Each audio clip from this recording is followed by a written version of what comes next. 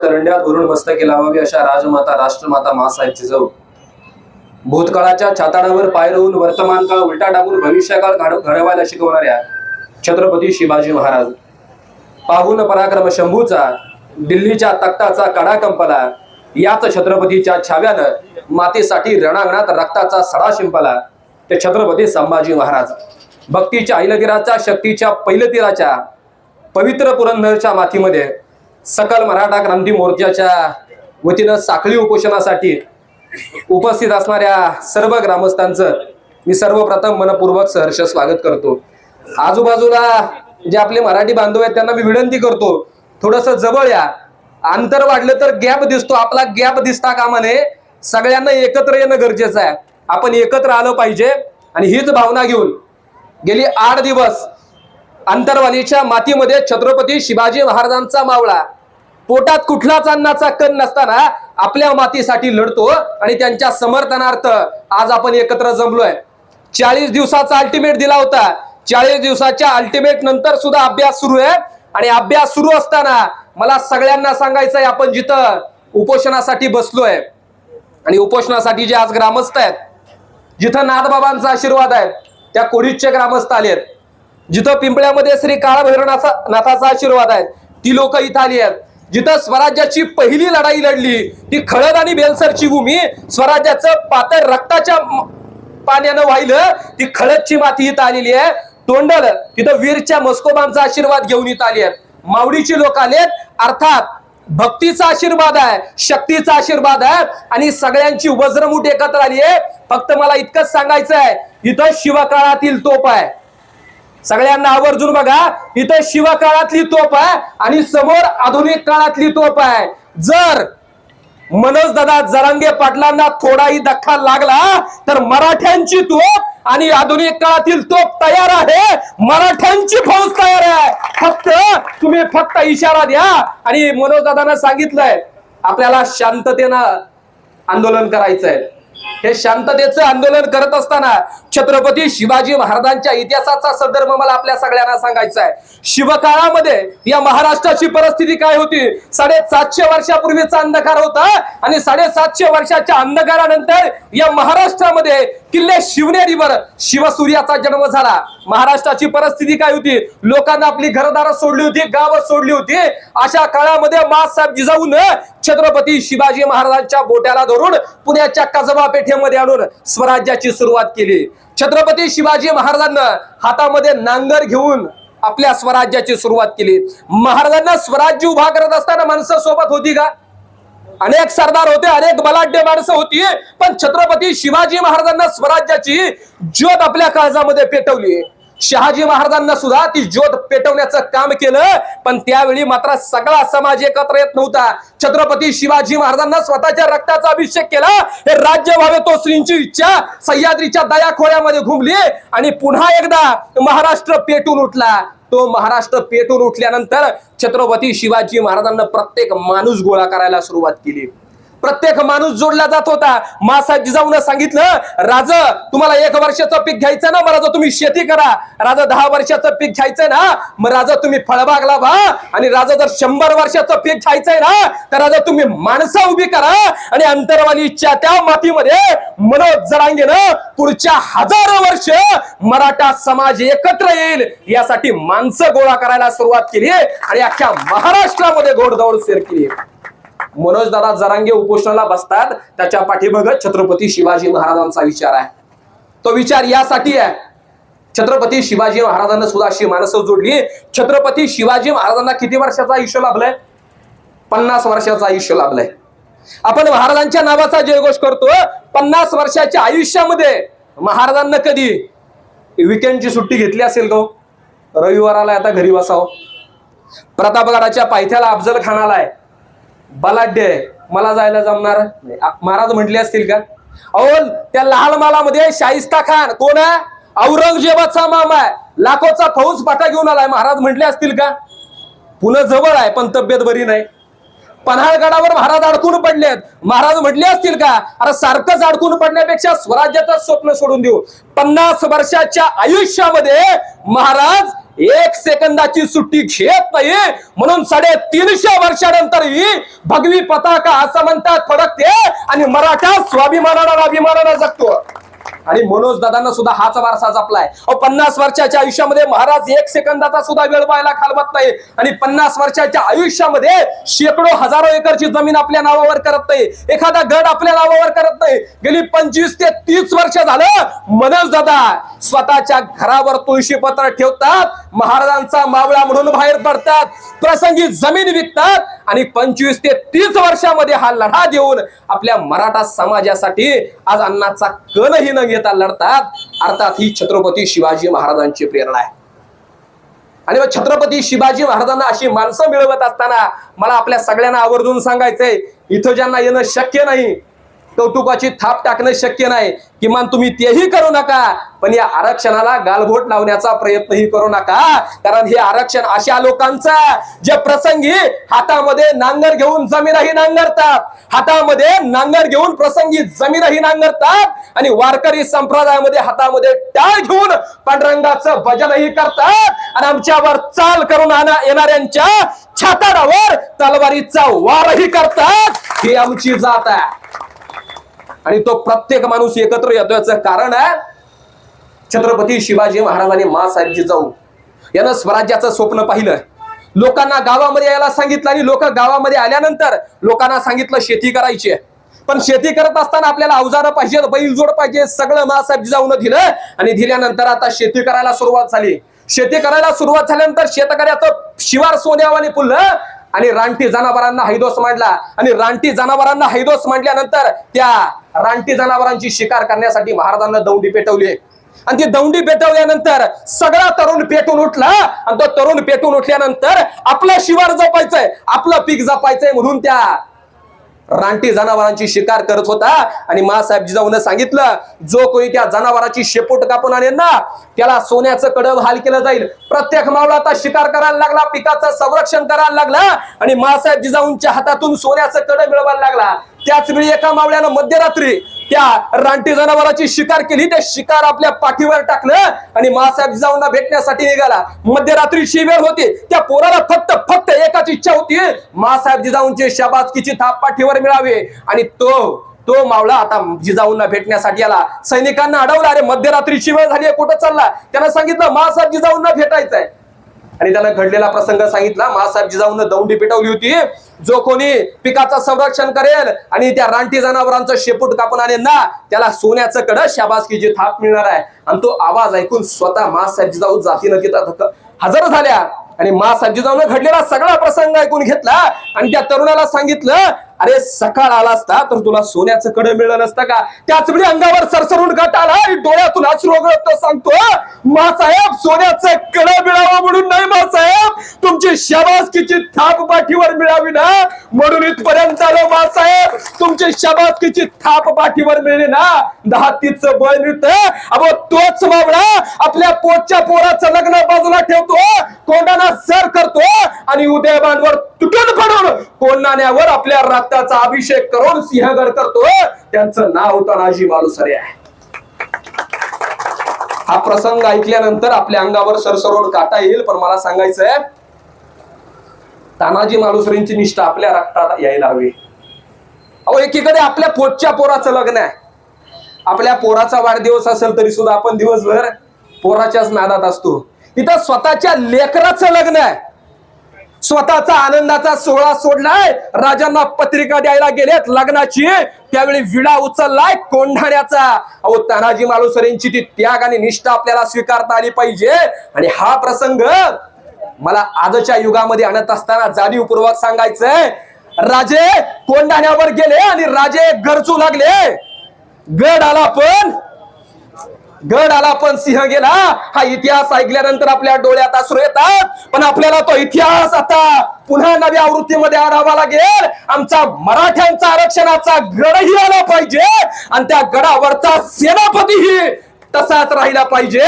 कारण मगाशी कुणीतरी म्हणत होतं, आता 8-9 दिवस झालं मनोज दादा अन्नाचा कण नाहीये पोटामध्ये, उद्या जर काही दगा फटका झाला तर अहो आजपर्यंत मराठ्यांना अनेक सेनापती युद्धामध्ये कामी गेले आणि त्या कामी गेलेल्या पराक्रमामुळे इतिहास काढला. पुन्हा एकदा 350 वर्षानंतर मराठी मातीसाठी, मराठी अस्मितेसाठी माणूस एकत्र येतो. ते मनोजदादा जरांगे प्रत्येकाच्या काळजामध्ये असले पाहिजे. आणि दररोज एकच करा, सकाळी उठल्याबरोबर आपलं सगळं काम झाल्यासमोर देवासमोर नतमस्तक व्हा. आयुष्यामध्ये काही दिलं नाही तरी चालेल, पण मराठ्यांसाठी लढणारा छत्रपतींचा मावळा मनोजदादा जरांगे यांना दीर्घ आयुष्य दे, कारण लढणारा मावळा गरजेचा आहे. मगाशी किशोरदादानं सांगितलं 288 पैकी 159 आपले आहेत. छत्रपती शिवाजी महाराजांना सगळी माणसं एकत्र केली, स्वराज्याचा विचार पाहिला. 159 आपलेत. अहो त्याच्या पलीकडे जाऊन महाराष्ट्राच्या गादीवरचा माणूस सुद्धा आपला आहे. महाराष्ट्राच्या गादीवरचा माणूस सुद्धा आपला आहे. आजपर्यंत म्हणायचो दिल्लीचे ही तख्त राखितो, महाराष्ट्र माझा आता दिल्लीच्या वाऱ्या करतो. मला बापू एक सांगायचंय, काही महिन्यांपूर्वी एका ठिकाणं गेले, काय डोंगर काय झाडी सगळ्याचा उद्गार झाला. तिथं किती होते? 40 मध्ये आपले किती असतील मोजून बघा. तिथं जातात आणि तिथं सांगतात विकासासाठी एकत्र येतो. मला ते नेतृत्व करणाऱ्यांना एकदा सांगायचंय, तुम्ही त्या ठिकाणी गेला, सगळ्यांची वज्रमुठ केली, तुम्ही सत्ता पालट केला आणि पुन्हा एकदा समाजाच्या विकासासाठी दिल्लीच्या नव्हे महाराष्ट्राच्या तख्तावर बसला. माझी हात जोडून एकदा विनंती आहे, तो पराक्रम केला ना, तसाच एकदा पराक्रम या मराठ्यांसाठी करा. तुमचा फोटो प्रत्येकाच्या देवाऱ्यात पूजला जाईल, कारण ज्यांचे तुम्ही शिष्य म्हणता त्यानं उभा आयुष्य या महाराष्ट्रासाठी घालवलं. फक्त एकदा तो पराक्रम करा, तुमच्या सहीनं मराठ्यांचं भविष्य उजळणार आहे आणि तो सही करणारा सुद्धा मराठा.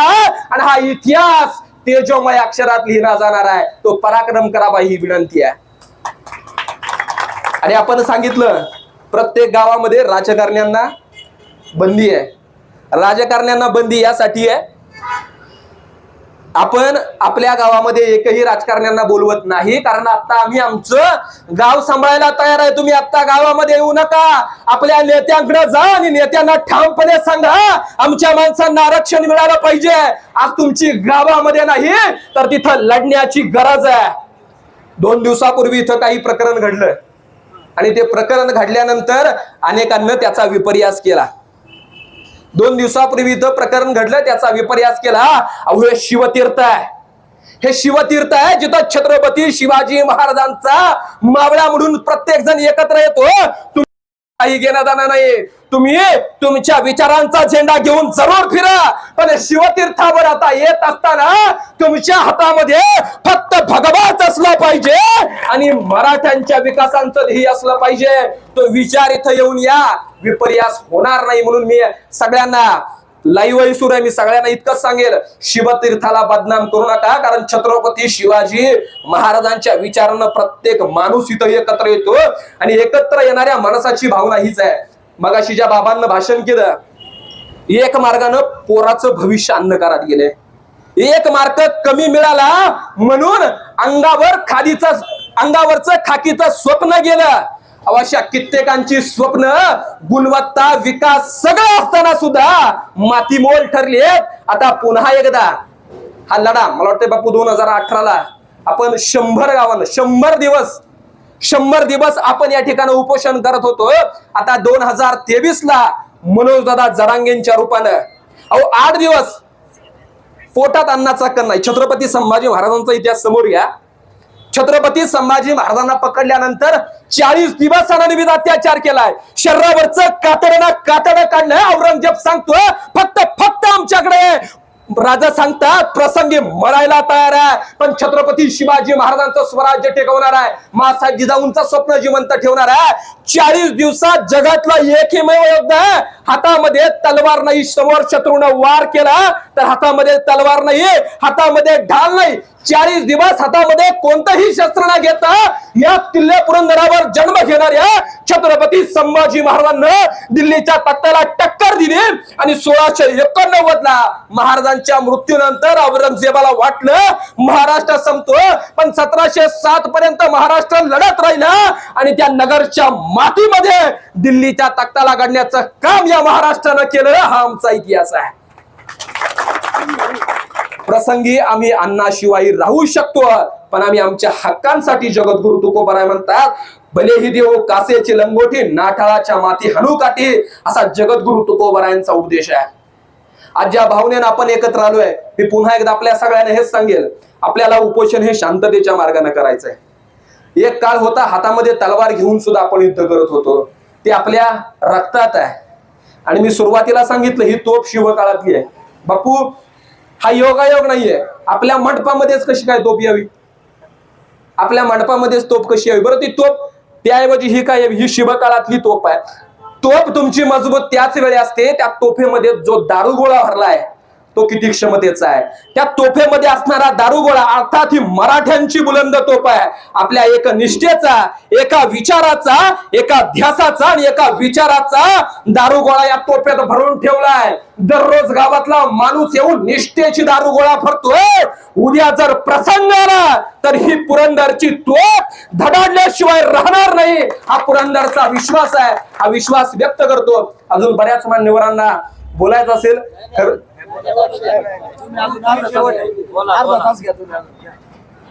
छत्रपती शिवाजी महाराजांच्या विचार घेतल्याशिवाय माणसं एकत्र येऊ शकत. हा विश्वास यासाठी आवर्जून सांगतो,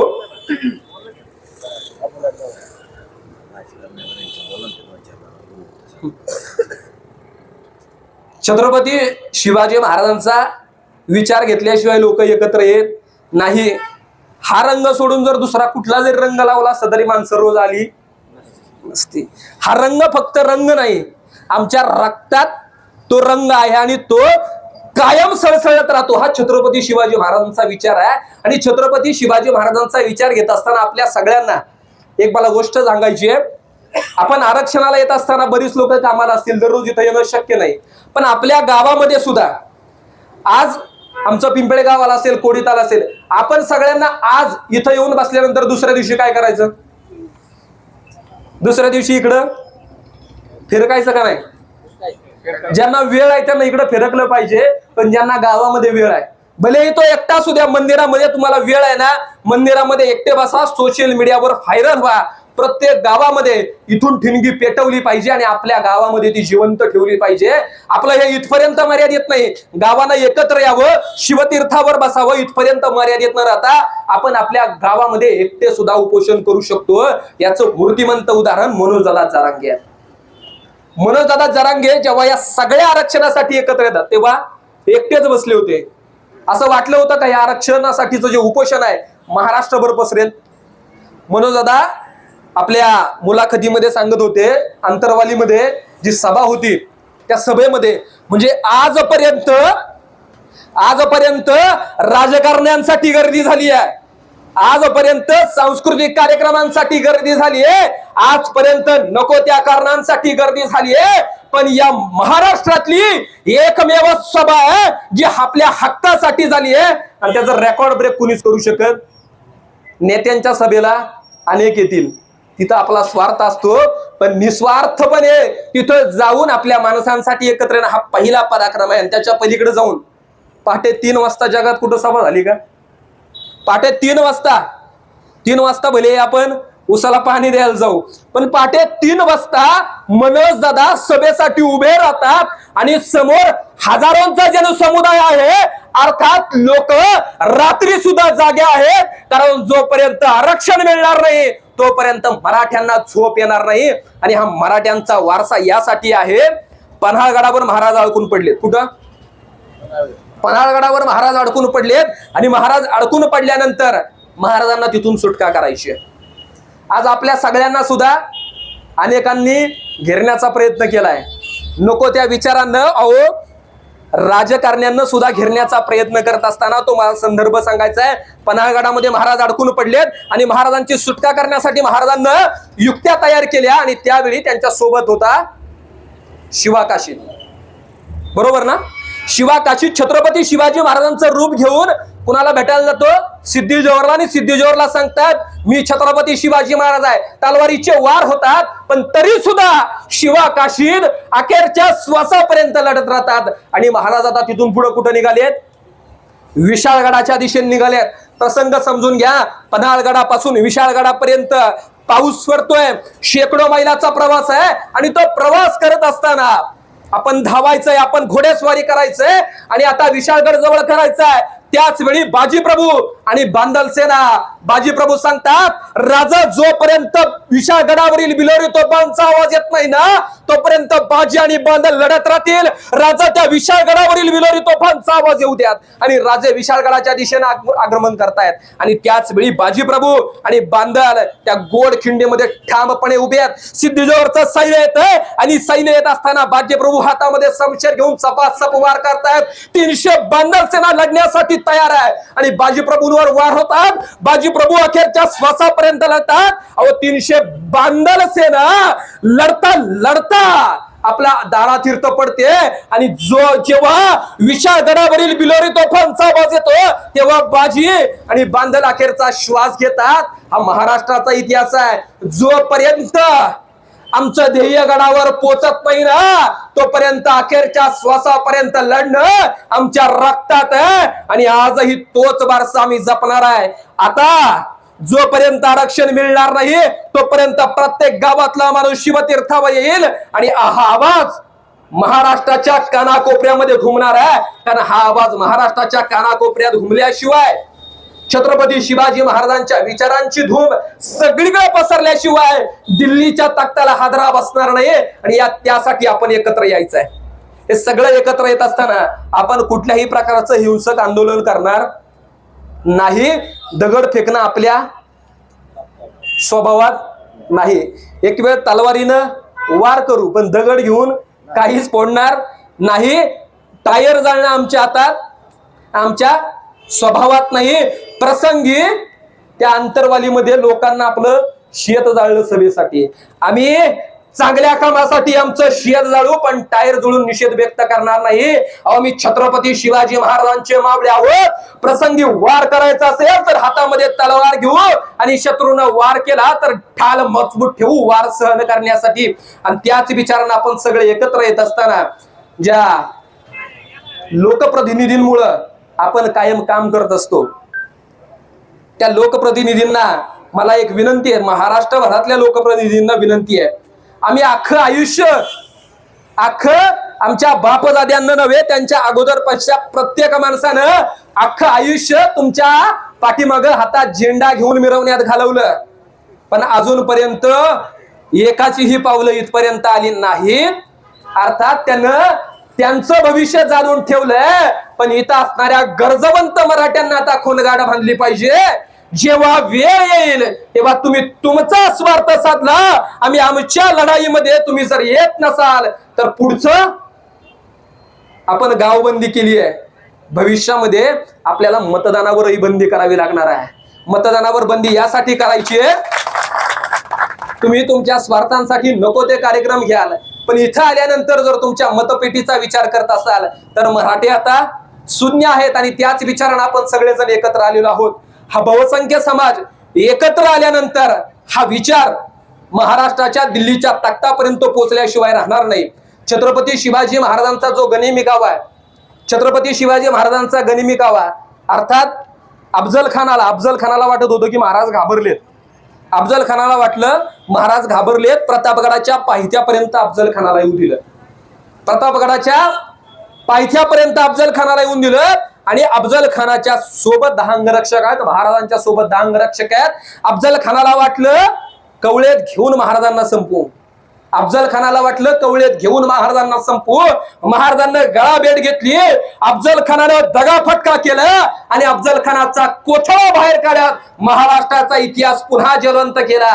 आज पुन्हा तोच इतिहास आपल्याला गिरवायचा आहे. कुणी जर आपल्याला कमकुवत समजत असेल, कुणी जर हिंसक आंदोलनामुळे आपल्याला वेगळं वळण दिले असं म्हणत असेल तर आपल्याला शांततेच्या मार्गाने आता कार्यक्रम टप्प्यात आलाय. जेव्हा कार्यक्रम टप्प्यात येतो तेव्हा फक्त आपल्याला सावजाची वाट बघायची आपली वाघर तयार आहे। जेव्हा तुम्ही आमच्यावर वार कराल, आमच्या मराठी माणसांच्या अस्मितेवर बोट ठेवाल, तेव्हा मात्र शिकार झाल्याशिवाय राहणार नाही आणि ती आम्ही केल्याशिवाय राहणार नाही हा माफक आशावाद व्यक्त करतो। प्रत्येकानं या आरक्षणामध्ये आपली नोंद दाखवली पाहिजे। आणि मगाशी सांगितलं, मला वाटते बापू प्रत्येक गावामध्ये कॅन्डल मार्च सुद्धा चालू आहे।